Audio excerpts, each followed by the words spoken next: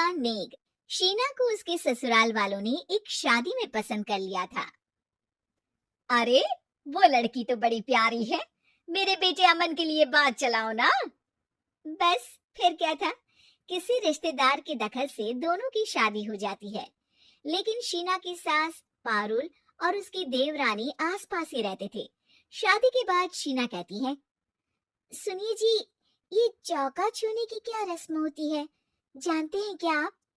अरे नहीं यार, हाँ पर मम्मी को चाची से बोलते सुना था कि आज तुमको किचन की जिम्मेदारी देंगे, तो वो लोग आ रहे हैं खाना खाने हमारे घर। हे भगवान, ये कैसी रस्म है? साड़ी पहनकर किचन में खाना बनाना, ये तो कंप्यूटर की कोड को डिकोड करने से भी ज्यादा मुश्किल काम है।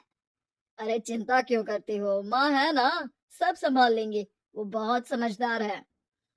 शीना को भी पति की बात ठीक लगती है। वहीं घर पर शीना की चाची सास, ससुर और उनकी बहू खाने पर पहुंचते हैं। शीना की चाची सास उसकी सास से कहती है, अरे कहाँ है दीदी, आप अभी भी किचन में हैं क्या? रस्म बहू की है या आपकी? चाची की बहू कहती है, और हमारी चौका छूने की रस्म थी, तो हम तो सुबह 4 बजे ही किचन में पहुंच गए थे।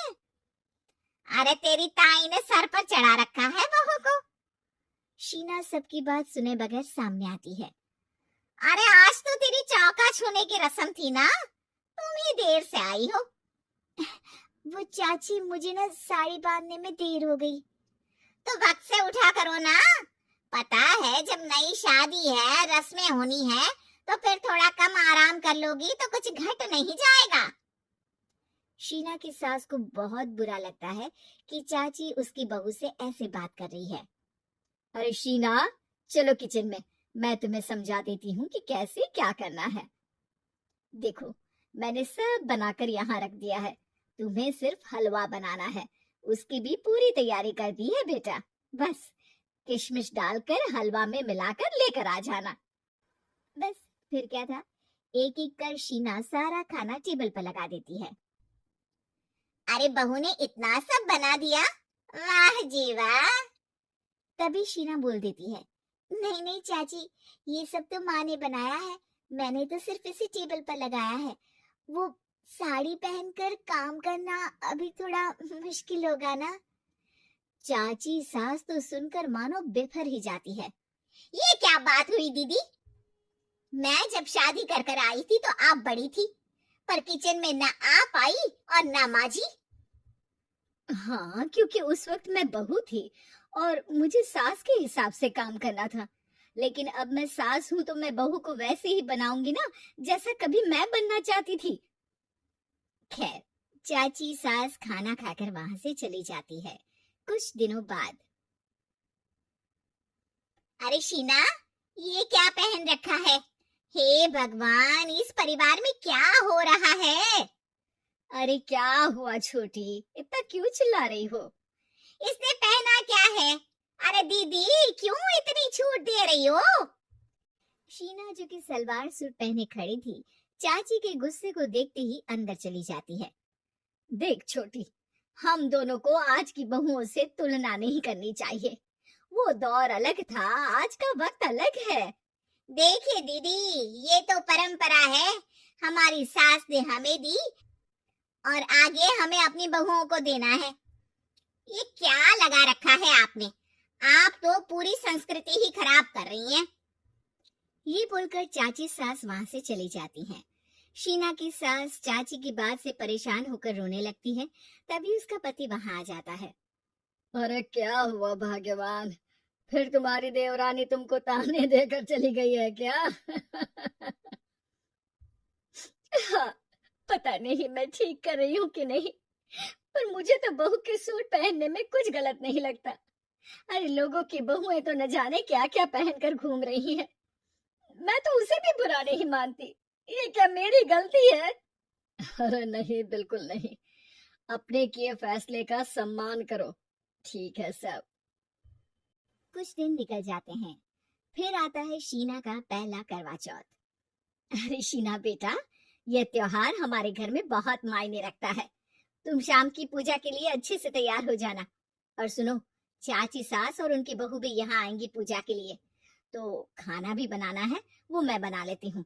तुम बस आज के दिन साड़ी पहनना बेटा।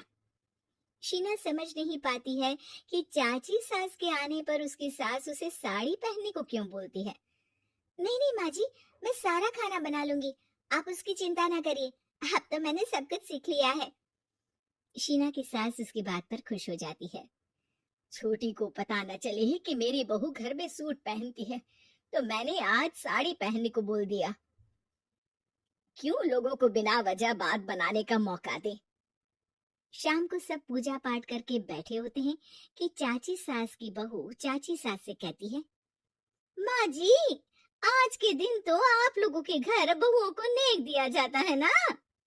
हाँ हाँ बहू, बोलना, तुझे तेरी सास से क्या चाहिए। हाँ शीना बेटा, तू भी बता दे कि तुझे क्या चाहिए।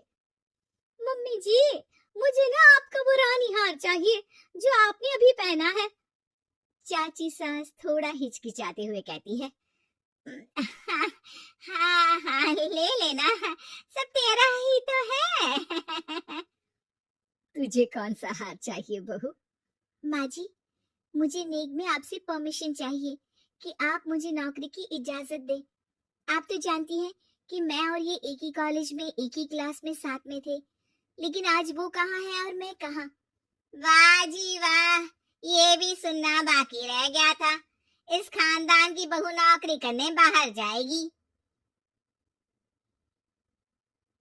और मैं भी तो इंटर पास हूँ, पूरे सेकंड डिवीजन, लेकिन कभी मजाल है कि नौकरी की बात की हो।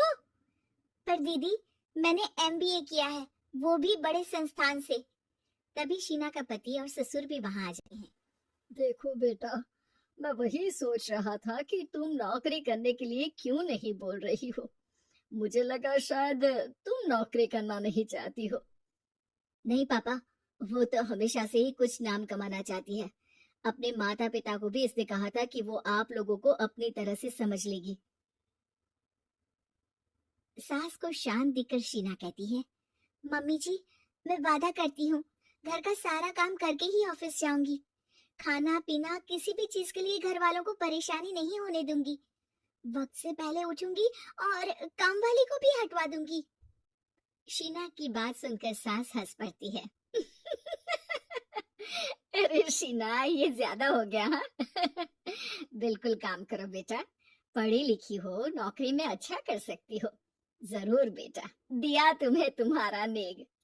हाँ, पुरानी परंपरा जरूरी नहीं कि अच्छी ही हो, कभी कभी बदलाव लाना भी जरूरी होता है, जिसे देर से ही सही लेकिन समाज अपना ही लेता